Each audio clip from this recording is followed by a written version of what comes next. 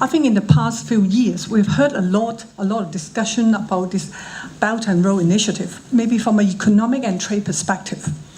But I think what I'm going to do is I'm going to address it from the angle of legal services and how it can give us lots of opportunities for the legal fraternity in the countries along the Belt and Road region. So there'll be like setup of regional development financial institution. So there'll be strengthening of cooperation that can minimize like financial risk.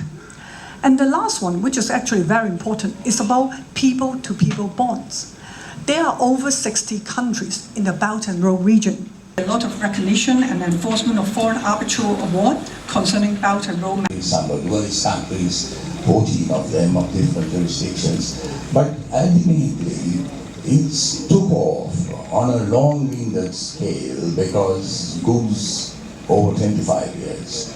Services were very well structured, not all the services, and skilled persons were defined, the basic qualifications were written into the agreement, and therefore there was no hiccups in the implementation process. Now you see these BELT, OBO and TPP can have hiccups, the way I see it, because you are not going through the beaten road, and OBO has a hiccup in Sri Lanka, you cannot deny that fact, because you did not do it correctly.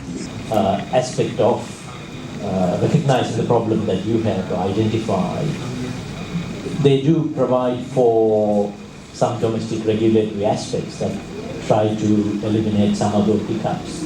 And most of these agreements, I mean, just for legal services, there's some of the processes in the implementation of the agreements.